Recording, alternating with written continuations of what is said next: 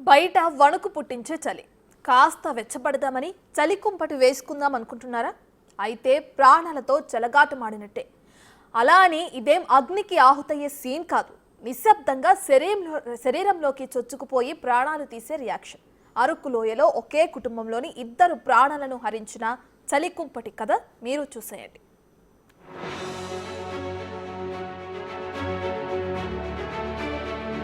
అరకు లోయలో అంతుపట్టని విషాదం. రాత్రి వరకు సంతోషంగా ఉన్నారు. తెల్లారేసరికి మృత్యువు ఒడిలోకి వెళ్లారు. నానమ్మ మనవడి హఠాన్మరణంతో తల్లడిల్లుతున్న కుటుంబం. ఒకేసారి 2 విగత జీవులుగా మారడానికి కారణమేంటి? ప్రాణం తీసింది చలిమంట, లేక మరేదైనా కారణముందా?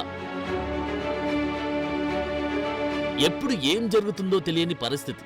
ఏ క్షణాన ఎటు నుంచి మృత్యువు దూసుకువస్తుందో ఎవ్వరూ ఊహించలేరు.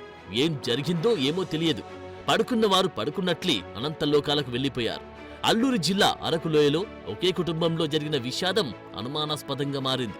అటవీ శాఖ క్వార్టర్స్ లో సుమారు 8 ఏళ్లుగా డుమ్రిగూడ మండలం సువ గ్రామానికి చెందిన చిలకమ్మ కుటుంబం నివాసముంటోంది. వీరి కుటుంబం స్థానికంగా కూలి పనులు చేసుకుంటూ జీవిస్తున్నారు.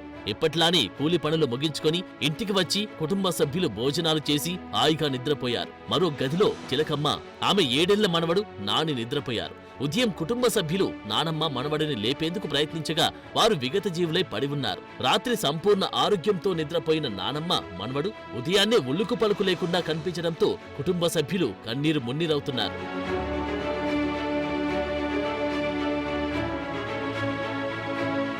నానమ్మ మనవడు మృతి చెందడానికి కారణం రాత్రి చలి నుండి ఉపశమనం కోసం పెట్టుకున్న కుంపటి పొగే అని కుటుంబ సభ్యులు భావిస్తున్నారు. అయితే కేవలం ఒక కుంపటి పొగ వలన చనిపోతారా అని అనుమానాలు వ్యక్తమవుతున్నాయి. ఇది ఇలా ఉండగా వృద్ధురాలు మనవడు మృతి ఘటనపై అరకులోయ పోలీసులకు కుటుంబ సభ్యులు సమాచారం అందించారు.